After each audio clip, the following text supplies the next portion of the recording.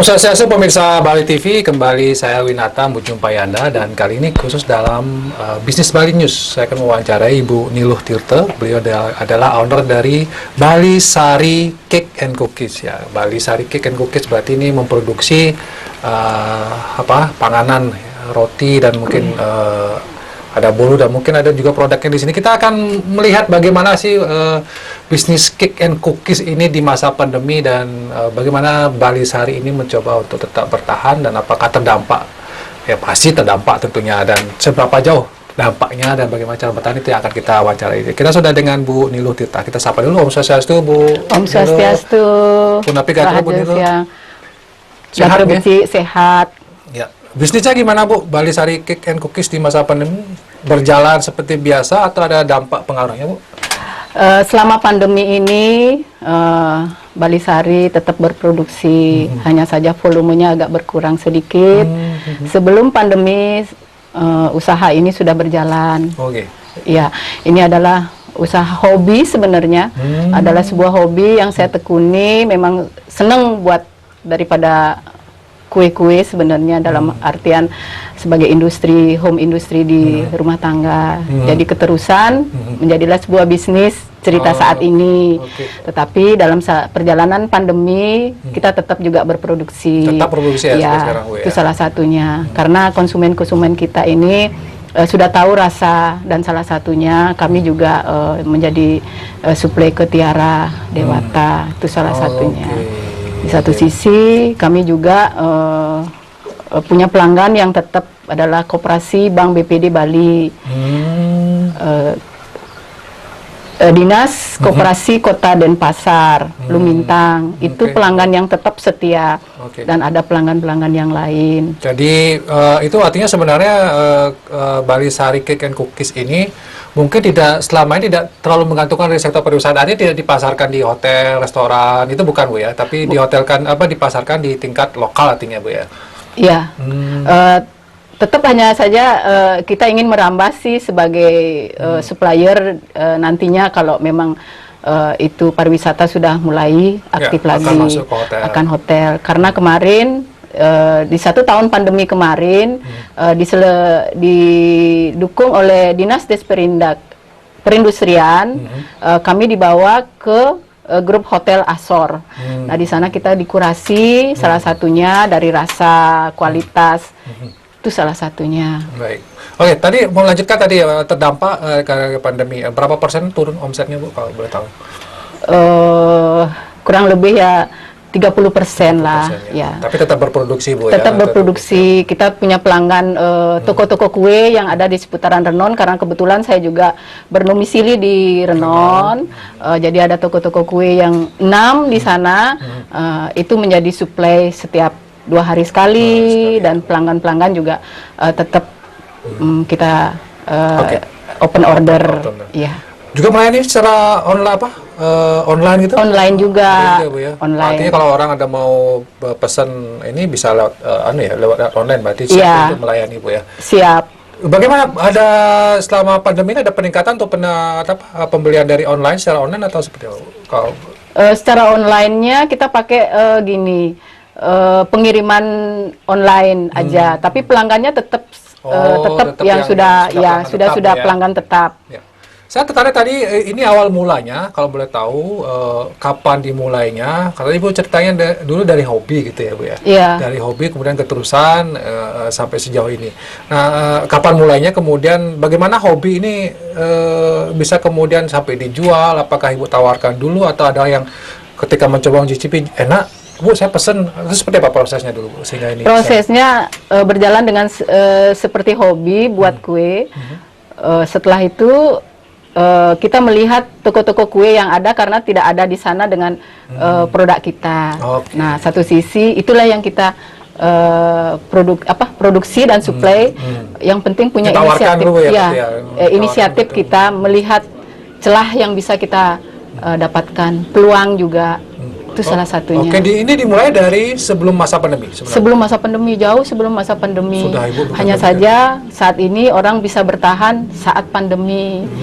Yang kita ginikan sekarang berolah dengan sektor makanan sesuai dengan kebutuhan dan kantong. Iya, kantongnya yang jelas terpengaruh ya, sehingga itu yang juga mempengaruhi omsetnya. Tapi kalau boleh tahu, mungkin yang berikutnya tentang produk-produk yang Ibu buat, ada berapa jenis sih sebenarnya? Kalau saya lihat ini kan ada banyak ya. Banyak. Ada berapa jenis sebenarnya kue yang Ibu buat di Bali? Lumayan banyak seperti yang ada di banner kita ini. Tapi kalau umpama yang tidak ada di sini kan itu muffin, pengganti daripada roti kukus. Muffin itu awet, itu salah satunya. Bisa sampai 2.000 per hari, Bu?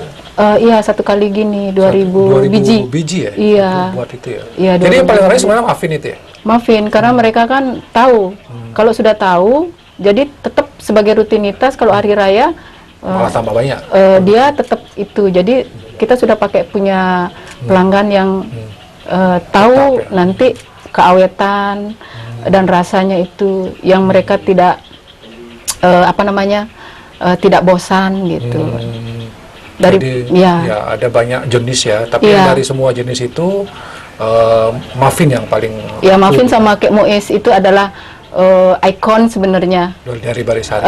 Ikon tuh yang mereka tahu. Apalagi kalau Bank BPD Koperasi itu pelanggan di situ semua karyawannya kan pasti itu yang diginiin. Muffin sama kek moes. Nastar, ini nastar kita buat sendiri. Kalau kek moes tadi itu ada keunggulannya nggak, Bu? Yang ada keunggulannya karena kita pakai bahan premium. Bahan premium. Iya. Artinya bahannya dari impor atau gimana? Bahannya itu memang beda. Kita tidak pakai tepung terigu. Memang ada tepungnya, kita tinggal mengolah dan mengkreasikan. Nah, itu salah satunya. Otomatis pelanggan tahu, jadi kita sesuai dengan testimoni para pelanggan. Testimoni pelanggan, Bu, ya. Baik, tadi mungkin yang menarik juga harus kita ungkap sedikit dari bisnisnya Cake and Cookies ini adalah bagaimana kemudian strategi bertahan di masa pandemi. Adakah trik-trik khusus yang Ibu lakukan, yang misalnya ada potongan harga atau ada strategi yang lain yang dilakukan? Kalau strateginya, karena ini tidak pernah ada potongan harga, karena harga ini kita sudah dari harga produksi. Oh, gitu ya. Jadi harga produksi, jadi dari rasa dia tidak kecewa. Jadi tahu kalau mungkin sudah pernah belanja di tempat lain dengan rasanya bagaimana, dengan harganya bagaimana. Itu salah satu. Bukan kita menjelekkan perusahaan lain, bukan. Hanya saja sekarang kan kita punya nilai lebih. Mengangkat sebuah produk yang bisa kita unggulkan salah satunya. Jadi mempertahankan cita rasa, Bu, ya? Mempertahankan cita rasa. Kualitas yang dipertahankan dengan sebaik-baiknya di masa pandemi ini ya. Karena orang yang punya kantong tipis tetap membeli karena ini enak gitu. Iya, itu salah satunya. Jadi testimoni dari mereka itu mau dong yang ini, jadi otomatis PO tetap aja gitu. Jadi otomatis pelanggan yang punya jadi Ibu sudah punya pelanggan yang sekian, Bu, ya? Oke. Itu salah satu. Baik, kalau boleh tahu juga mungkin Ibu mengerjakan ini home industry ya, di rumah? Di rumah. Ibu sendiri yang mengerjakan atau? Kita berdua aja sama ada orang tua yang ngebantu. Oh, berdua, Bu, ya? Iya. Cukup tenaganya berdua orang itu cukup? Cukup, karena kita atur waktunya. Sudah ada manajemennya khusus yang teratur gitu ya? Iya, jadi kalau mau bikin ini, jadi bahan sudah kita persiapkan dulu. Jadi otomatis, walaupun kecil-kecil yang penting bisa tetap bisa berjalan, Bu, ya. Itu yang optimal. Itu yang salah satunya. Baik. Kalau kita bicara tentang tadi pemasaran sudah, Bu, ya, kemudian produksinya sudah, lalu bagaimana dengan istilahnya mungkin kendala-kendala yang Ibu hadapi selama ini, dukungan pemerintah mungkin, ada perbantuan modal atau apa yang Ibu hadapi, kendala-kendalanya?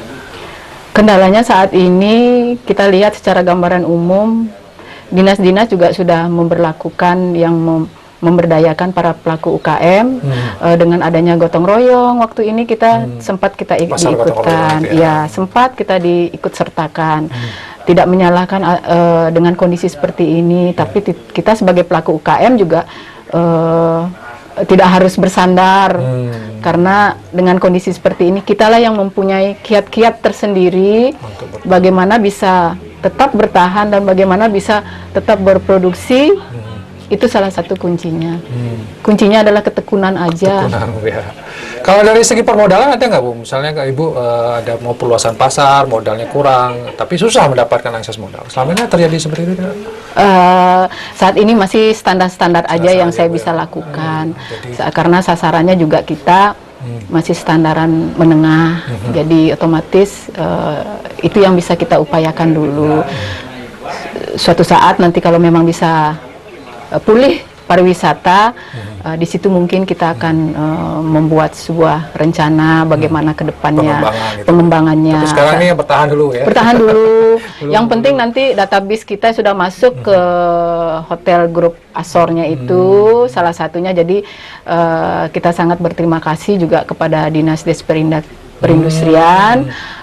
Suatu saat ketika pariwisata sudah dibuka kembali dengan secara normal, pasti kita akan Jadi sudah ada upaya dari instansi terkait, tadi menceritakan Dinas Perindustrian Perdagangan untuk bagaimana merangkul gitu ya, menyiapkan home industry seperti yang Ibu lakukan ini untuk nanti masuk ke pasar ke pasar perhotelan. Ya, mudah-mudahan katakanlah pariwisata ini cepat bangkit sehingga semoga produk Ibu ini bisa juga.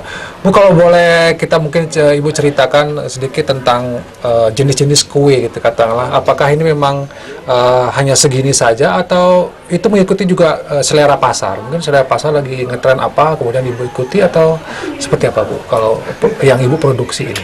Yang saya produksi ini punya ikon tersendiri. Jadi kita tidak pernah mengikuti pangsa pasar. Ya? Kita tidak mau copy paste. Tuh, jadi kita punya kreasi sendiri. Jangan sampai kita copy paste barangnya orang nanti kita gini. Jadi yang penting kita punya produk sendiri, keunggulan sendiri, rasa sendiri.